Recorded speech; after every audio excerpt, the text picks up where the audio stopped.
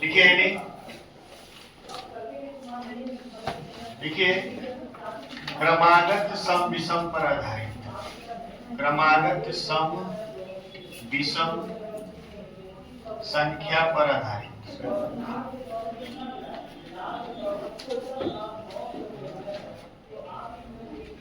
क्रमागत सम विषम, क्रमागत सम विषम को समझने से पहले कोई आपस में बात मत करें। क्रमागत सम विषम को समझने से पहले हम लोग समझेंगे क्रमागत संख्या क्या होती है। क्रमागत संख्या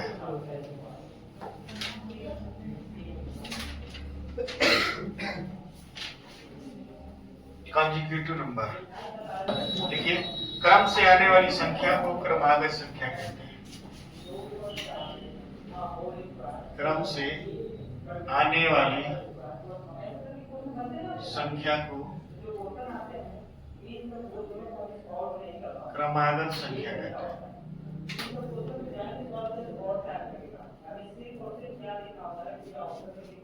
क्रम से आने वाली संख्या को क्रमागत संख्या कहते हैं। से मान लीजिए 11, 12, 13, 8, 9, 10, 11, 101, 102, 103, 104, 105। अभी लिखिए, आप लोग छापने वाला काम बंद कर दीजिए। जब पढ़ा लेंगे छोड़ेंगे तब छापिएगा बैठिए। जब समझाए तो समझा करिए, ठीक। अब यह समझिए आप लोग, इसको हम लोग लिख सकते हैं 3 क्रमागत संख्या। पहले समझा करिए सवाल। 3 क्रमागत संख्या, इसको लिख सकते हैं 4 क्रमागत संख्या, और इसको लिख सकते हैं 5 क्रमागत संख्या। 5 क्रमागत संख्या। किसको क्या लिखेंगे, इसमें कोई डाउट हो तो बताइए। कोई डाउट है? अब जैसे हम आपको लिखते हैं कि 2, 4, 6, 8, 10, इसको हम लिखेंगे 5 क्रमागत सम संख्या, जबकि सारी संख्याएं क्या है, सम। इसको लिख सकते हैं मान लीजिए 9, 11, 13, 15, इसको लिख सकते हैं 4 क्रमागत विषम संख्या, विषम संख्या। तो आप समझ गए ना। एक सिंपल क्रमागत संख्या होता है जिसको क्रमागत संख्या कहते हैं, उसमें कोई भी गैप नहीं होता, क्रम एक के बाद एक के बाद एक। लेकिन सम और विषम में क्या होता है, गैप होता है कि अगला सम पाने के लिए कितना जोड़ते हैं, 2, फिर अगला पाने के लिए 2, फिर अगला पाने के लिए 2, पिछला पाने के लिए 2 घटाते हैं, पिछला पाने के लिए 2 घटाते हैं। विषम में भी अगला पाने के लिए कितना जोड़ते हैं, 2 जोड़ेंगे तभी ये गैप करके आगे बढ़ेगा। तो चाहे सम हो चाहे विषम हो, अगला पाने के लिए कितना जोड़ेंगे, 2, पिछला लाने के लिए कितना जोड़ेंगे, 2। अरे घटाएंगे भाई, -2, जोड़ेंगे तो -2, ठीक है। चलिए इसको उतारिए सब लोग। अब जैसे मान लीजिए यदि x सम संख्या है, मान लीजिए x को हम मान लेते हैं 24, सम संख्या है, तो अगला लाएंगे तो क्या होगा, 26, अगला लाएंगे तो क्या होगा, 28, अगला लाइन क्या होगा, 30, पिछला लाइन क्या होगा, 22, इससे पीछे क्या है, 20, इसके पीछे क्या है, 18। दोनों तरफ बराबर होना चाहिए। क्या होना चाहिए, बराबर। या तो 3, 3, या तो 2, 2, या तो 1। कोई डाउट हो बताइए, आगे पीछे बढ़ जाएंगे ना। अगर मान लीजिए विषम है तो मान लीजिए 17 है, तो मान लीजिए इधर होगा तो क्या होगा, 21, 23 और मान लीजिए 25, 4 ले रहे हैं। इधर 15, 13, 11 और 9। तो सवाल ये उठता है कि इसमें पहला संख्या कौन होगा, इसमें पहला संख्या कौन होगा, इसमें पहली संख्या कौन होगी, 18। यहाँ से गिनती स्टार्ट होता है। बीच वाली संख्या कौन होगी, 24। बीच वाली संख्या। ये हो जाएगी आपकी पहली संख्या, यानी सबसे छोटी संख्या, सबसे छोटी संख्या। ये हो जाएगी सबसे बड़ी संख्या, सबसे बड़ी संख्या। तो बीच वाली संख्या कौन होगी, पहली संख्या कौन होगी, सबसे बड़ी संख्या क्या होगी? इसमें कोई डाउट नहीं है? तो इसको लिख लीजिए, उतारिए, सवाल दिए हैं, सवाल लगाएंगे। छोटा सा सवाल लिखिए, 3 क्रमागत सम संख्याओं का योगफल, 3 क्रमागत सम संख्याओं का योगफल, 3 क्रमागत सम संख्याओं का योगफल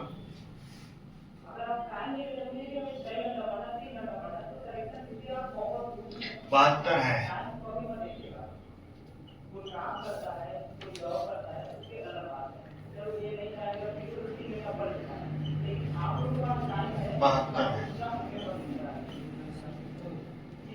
तीन क्रमागत सम संख्याओं का योगफल 72 है।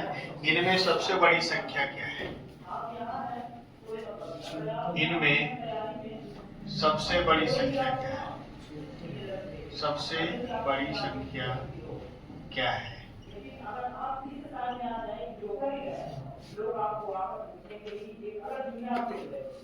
सबसे बड़ी संख्या क्या है?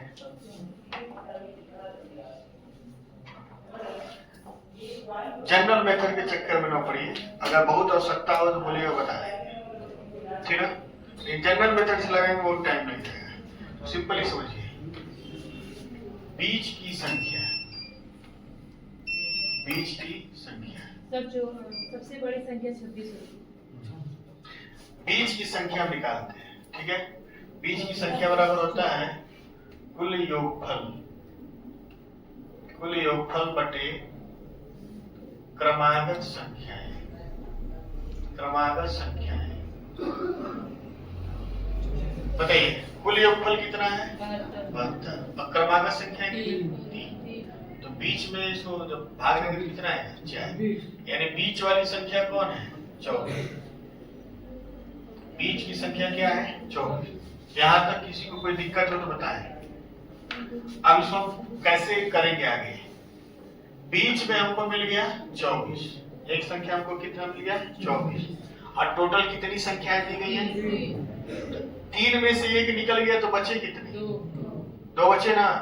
2 बचे हैं तो एक दाहिने ओर जाएगा, एक आगे जाएगा और एक पीछे। एक हो जाएगा 26 और एक हो जाएगा 22। अब आप यहाँ देखेंगे, क्या ये क्रमागत सम संख्या है कि नहीं है?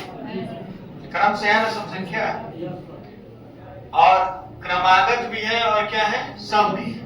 और इनको जोड़ेंगे तो 2 4 6 6 12 3 3 2 6 7। ये क्रमागत संख्याएं भी हैं, सम भी हैं, और ये क्या है? इनका योग 72 भी है। तो इनमें बड़ी संख्या कौन है? तो 2 बचा है लास्ट में, तो एक आगे जाएगा और एक पीछे। 4 बचता तो 2 आगे जाते, 2 पीछे। 6 बचता तो 3 आगे जाते, 3 पीछे। कोई डाउट? समझ में आएगी नहीं? दोबारा समझाएं। उतारिए, एक और सवाल दे रहे हैं, समझ में आएगा। देखिए 5 क्रमागत विषम संख्याओं का, 5 क्रमागत विषम संख्याओं का योगफल 105 है। 5 क्रमागत विषम संख्याओं का योगफल 105 है। 5 क्रमागत विषम संख्याओं का योगफल 105 है। इनमें सबसे छोटी संख्या का वर्ग बताइए। 5 क्रमागत संख्याओं का योगफल 105 है। 5 क्रमागत विषम संख्याओं का योगफल 105 है। जो पहली बार में जाए वही सही है, ठीक है? बाकी सब गलत है, क्योंकि हम प्रश्न बोलते हैं तो उसको मन में लगाने लगते हैं। सबसे छोटी संख्या का वर्ग बताइए। बीच की संख्या क्या होती है? बीच की संख्या हो जाएगी योगफल बटे क्रमागत संख्या। योगफल कितना दिया है? 105। और क्रमागत संख्या कितनी है? 5, इसको काटेंगे तो कितना आएगा 21। बीच में कौन होगा 1। अब बचे कितने 4 लोग बचे ना, टोटल कितने लोग हैं 5। 5 में से 1 आपको मिल गया है, तो बचे कितने 4 बच गए हैं। तो 4 में से 2 आगे जाएगा 23, 25 और नीचे जाएगा 19 और 17। तो सबसे छोटी संख्या कौन है 17। तो 17 का स्क्वायर क्या होगा 209। यही आंसर है। चलिए अगला प्रश्न लिखेंगे। 7 क्रमागत सम संख्याओं 7 क्रमागत सम संख्याओं का योगफल। 7 क्रमागत सम संख्याओं का योगफल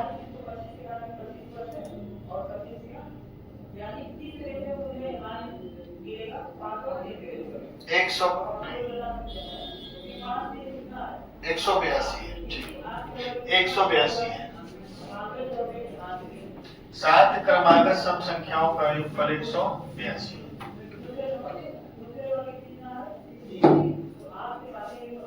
हो गया। चौथी और पांचवी संख्या का योग क्या होगा। चौथी और पांचवी संख्या का योग क्या होगा। 7 बोला गया है तो योग कितना है 182 और बटे कितना होगा। तो बीच की संख्या क्या है 26। 26 तो बीच में मिल गया है। बचे कितने लोग हैं 6 लोग। तो आगे कितने जाएंगे 3, 28, 30 और 32। पीछे कितने जाएंगे 24, 22 और 20 और 16 चौथा और पांचवा। तो चौथा 1, 2, 3, 4, 5। चौथा और पांचवा कौन है 26 प्लस 28। ये हो जाएगा कितना 24।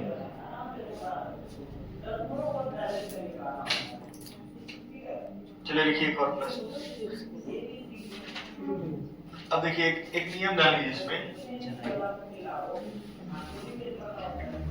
प्रश्न में सम दिया है।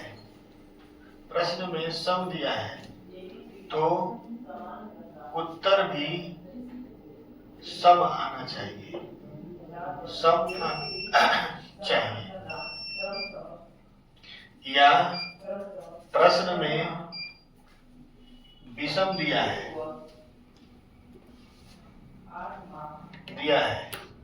तो उत्तर भी विषम में आना चाहिए। विषम में आना चाहिए। प्रश्न में सम दिया है तो उत्तर हमारा क्या होना चाहिए सम।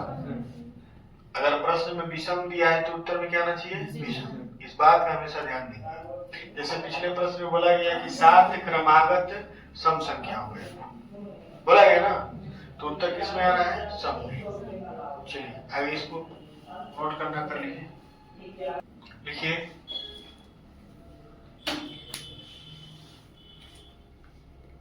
9 क्रमागत विषम संख्याओं का योगफल। 9 क्रमागत विषम संख्याओं का योगफल। 9 क्रमागत विषम संख्याओं का योगफल। 9 क्रमागत विषम संख्याओं का योगफल 153 है। 9 क्रमागत विषम संख्याओं का योगफल 153 है। सबसे बड़ी संख्या का उत्तरवर्ती क्या होगा। सबसे बड़ी संख्या का उत्तरवर्ती क्या होगा। उत्तरवर्ती माने बाद में। उत्तरवर्ती माने बाद वाली संख्या।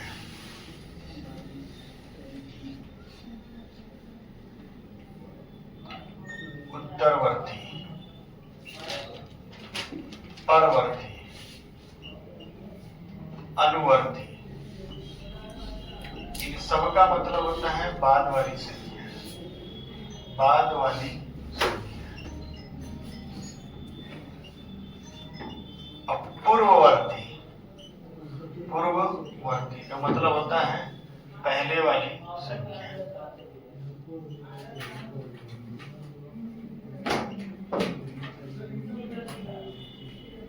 देखेंगे सब लोग ध्यान कितनी संख्या है?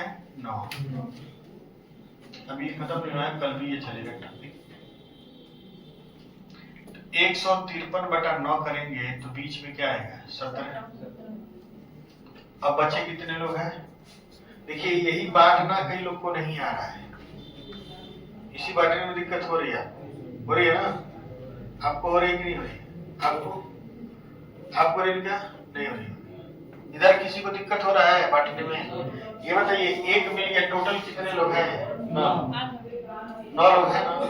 9 क्रमागत हैं लोग, उसमें दिया हुआ कितने लोग हैं? 9। ठीक, घबराने से, घबरा के मैच नहीं आएगा। 9 लोग हैं तो एक तो मिल गया ना, बचे कितने? 8 बचे हैं तो 4 आगे जाएंगे और 4 पीछे।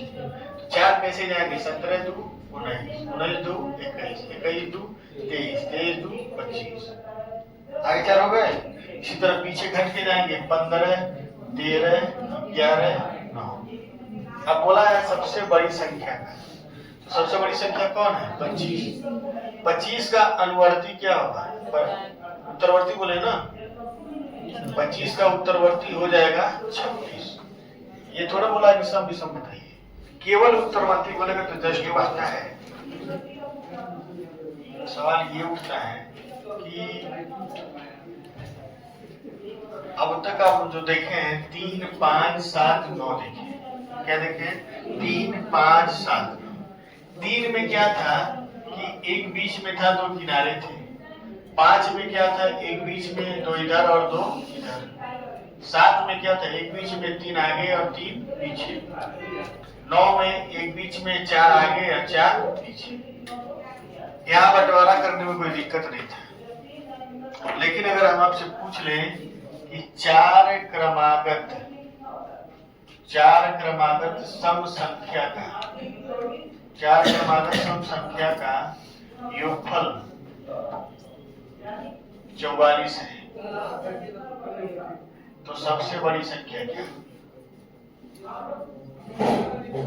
बड़ी संख्या क्या? अब किसको बीच में रखेंगे? 4 लोगों में से किसको पीछे? अगर एक को बीच में रखते हैं तो 2 आगे 1 पीछे, या तो 1 पीछे 2 आगे। तुम्हारे नहीं सॉरी, 2 आगे 1 पीछे, या फिर 1 आगे 2 पीछे। ऐसे बनाएंगे ना, 4 लोगों में ऐसे करेंगे, 1 आगे रखेंगे तो 2 पीछे, या फिर 1 ऐसे करेंगे तो 2 आगे रखेंगे तो 1 पीछे। तो कैसे इसको सॉल्व करेंगे? इसको सॉल्व कैसे करेंगे? देखेंगे, ऐसी दशा में 2 संख्या बीच में होगी, 2 संख्याएं बीच में होगी। बीच में कितनी संख्याएं बीच में होंगी? 2। प्रश्न लिखिए आप लोग, हम समझा रहे हैं। जब क्रमागत संख्याएं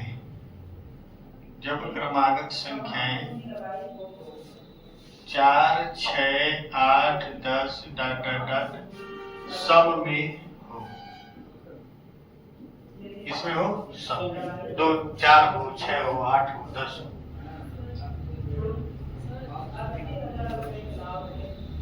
तो इस स्थिति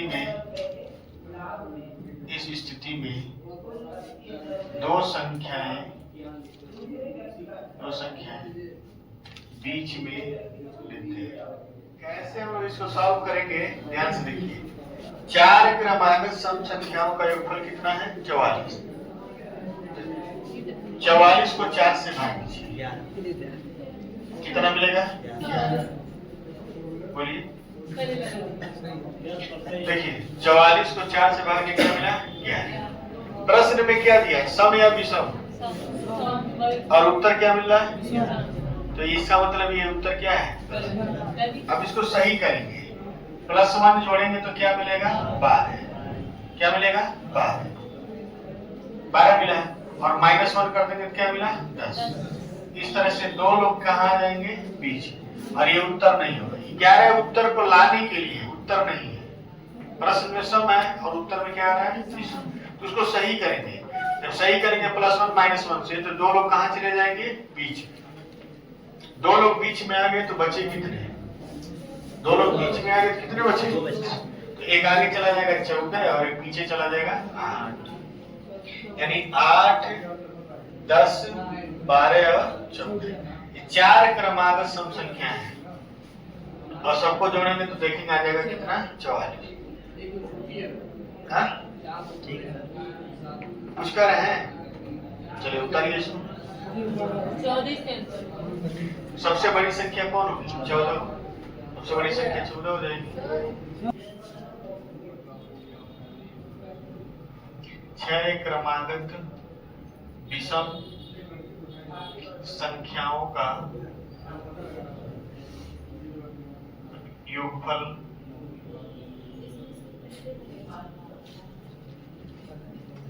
120 है। सबसे छोटी संख्या का घन क्या है? तो जब इसको लगाएंगे हम लोग 120 में किससे भाग देंगे? 6। कितना मिला? 30। चलिए बोर्ड पे देखिए, पढ़ा रहे तो छाप रही है, अब देख लीजिए। ठीक है, 120 में किससे भाग देंगे? 6 से। तो हमको मिला क्या है? 20 सम है कि विषम है? और प्रश्न में क्या पूछा है? उल्टा आ रहा है, सीधा कर दीजिए इसको 21 बना दीजिए और इसको 19। ये बीच में कितने लोग आ गए? 2 लोग। ये उत्तर नहीं होगा, ये दोनों उत्तर में शामिल होंगे। 2 लोग बीच में आ गए तो बचे कितने? 4। तो 2 आगे दे दीजिए। इधर लिख रहे हैं, आप लोग लिखिए नहीं। ठीक है, 23 और 25, पीछे जाएगा 17 और 15। तो 15 का घन क्या होगा? 33, 75। 15 का आपस में 3 बार गुणा करेंगे, 15 गुणे 15 गुणे 15। 15 का स्क्वायर होता है 225। फिर इसमें 15 से गुणा करेंगे तो इसका क्यूब होता है 33, 75। दीपक सर आप लोग याद करवाए होंगे।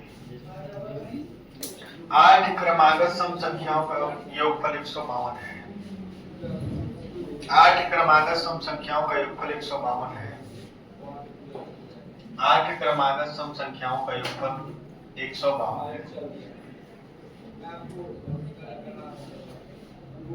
5वीं, 6वीं और 7वीं संख्या का 5वीं, 6वीं और 7वीं संख्या का गुणनफल क्या होगा?